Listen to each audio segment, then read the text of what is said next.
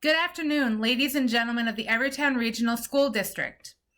My name is Kristen Kilcollins, and I would like to thank you for allowing me to speak today on behalf of the current BMI proposal.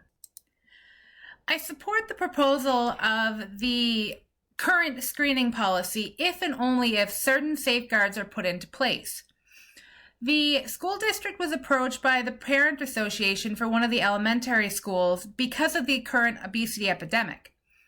Obesity has been associated with heart disease as well as diabetes. And the CDC has previously stated that 1 in 5 children is considered to be obese. During the school year of 2003-2004, Arkansas implemented a BMI screening proposal. For the past 15 years, they have not seen any significant decrease in the obesity rates within their state. They have also noted that there have been some unintended consequences that have occurred amongst the children, such as depression, anxiety, eating disorders, and bullying, to name a few. So due to this, the CDC has not stood behind the proposal, but instead has said that if they are going to implement a program, they need to have certain safeguards available. So several of the modifications that I would like to see with this particular program would be a way to address the financial burden on families.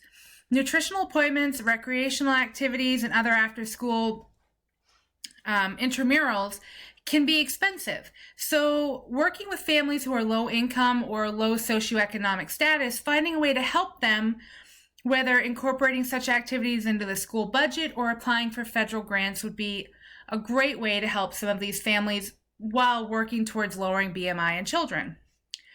Another way would be education, by helping the parents understand what BMI is and how it is used.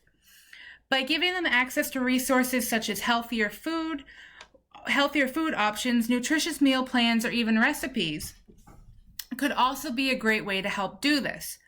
Working together and collaborating between school medical providers and families in a school health portal, which can be piggybacked onto a current portal such as one that comes for grades or communication with parents, would also be a fantastic idea.